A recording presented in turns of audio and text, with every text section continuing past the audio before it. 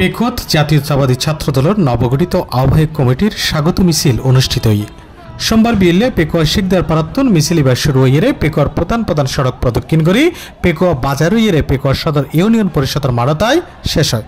মিছিল শেষে উপজেলা ছাত্রদলের নবগঠিত আহ্বায়ক কমিটির আহ্বায়ক নাইমুর রহমান হৃদয় ও সদস্য সচিব আবুল কাশেম নুরী সহ উপজেলা ছাত্রদলের নেতৃবৃন্দ উপজেলা বিএনপির নেতাদলের ফুলেল শুভেচ্ছা জানায়। এ সময় উপজেলা বিএনপির সভাপতি এম বাহাদুর শাহ, সাধারণ সম্পাদক ইকবাল হোসেন, যুগ্ম সম্পাদক এম শাহনওয়াজ আজাদ, সাংগঠনিক সম্পাদক ডাক্তার বেলাল উদ্দিন হায়দার ও জেড.এম মুসলিম উদ্দিন সহ নেতৃবৃন্দ উপস্থিত আছেন।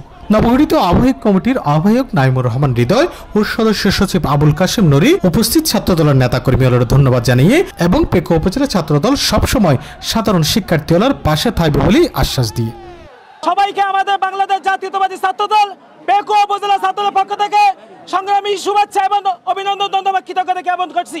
আজকের এই ছাত্র সমাজের স্বতঃস্ফূর্ত উপস্থিতির মাধ্যমে প্রকাশ করে পেকুয়া উপজেলার মাটি জনাব সালাউদ্দিন আহমেদ সাহেবের ঘাঁটি, পেকুয়ার মাটি ছাত্রদলের ঘাঁটি।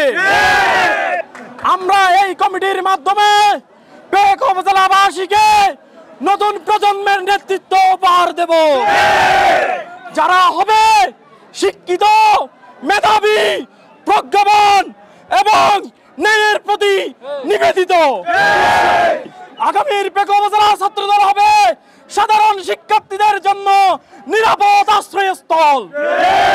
উল্লেখ্য হয়ে রাখি, গত 10 আগস্ট নাইমুর রহমান হৃদয়ের আহ্বায়ক এবং আবুল কাশেম নুরীর সদস্য সচিব করে পেকুয়া উপজেলা ছাত্রদলের 2 সদস্য বিশিষ্ট আহ্বায়ক কমিটি ঘোষণা করে বাংলাদেশ জাতীয়তাবাদী ছাত্রদল কেন্দ্রীয় committee. FM Suman, C+, Pekua, Cox's Bazar.